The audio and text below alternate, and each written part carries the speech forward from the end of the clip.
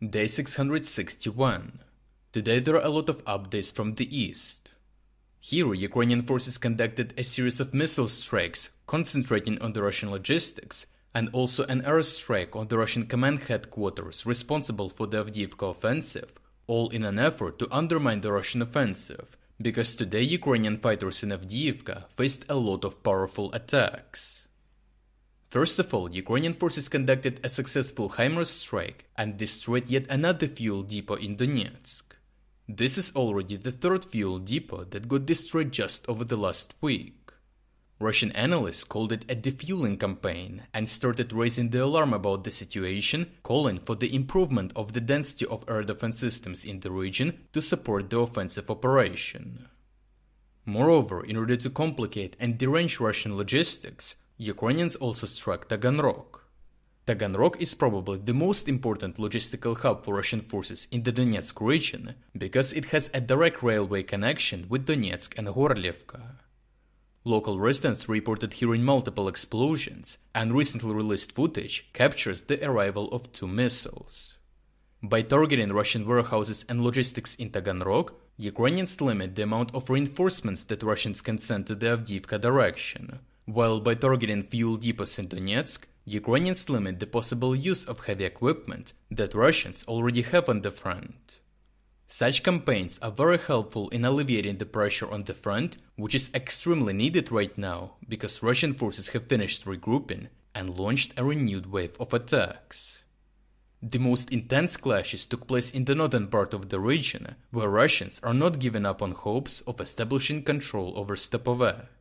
Today's combat footage shows how Russians sent a huge assault unit to storm Ukrainian positions.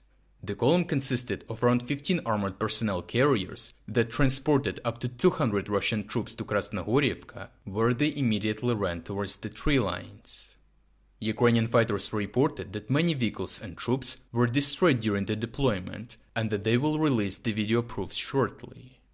Some assault units are still supported with armor, although Russians no longer use many units. A several-day-old video shows that Russians sent between 3 and 4 armored fighting vehicles to the contact line because the column is small and manages to reach the front.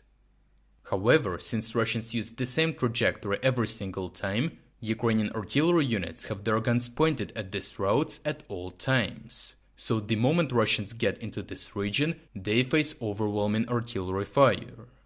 Some Russian soldiers still manage to reach the tree line and initiate fighting. The same concerns the tree line north of Stepove. Recently released footage shows how a Russian armored fighting vehicle enters Stepove and then explodes on a mine.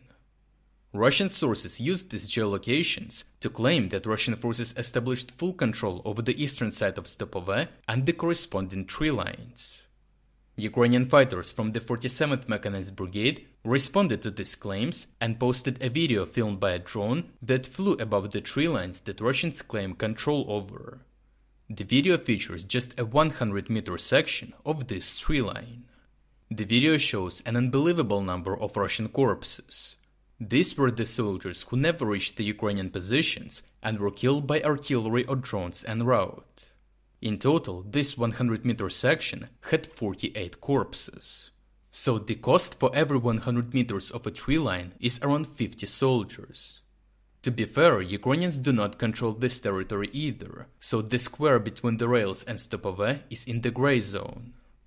The Russian human wave attacks do work, and in order to minimize the losses and prevent Russians from achieving their objective, Ukrainians use the following tactic. Ukrainians use their defenses to kill as many Russian troops as possible and, if necessary, step back.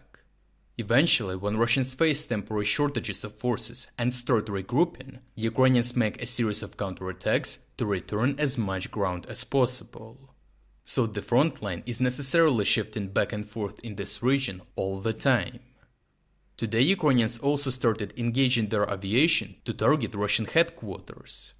Recently released footage shows the aftermath of a Su-25 airstrike on a command post of the battalion that is currently actively storming Ukrainian positions.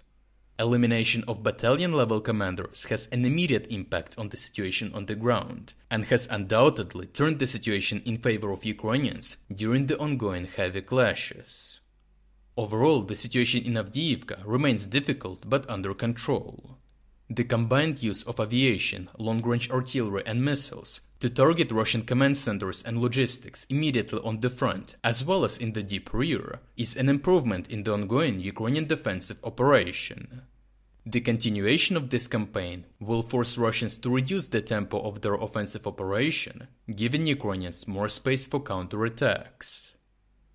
In light of the Christmas season, I am pleased to announce an exclusive sale on our dual flag collection. Right now, you can get our best-selling items with dual flags at substantial 20 to 30% discounts. If you would like to show your solidarity with our dual flags and support my work, now is an ideal opportunity to make a purchase. So check out the link in the description, find the flag of your country, and take advantage of this offer before it expires. Your support is greatly appreciated.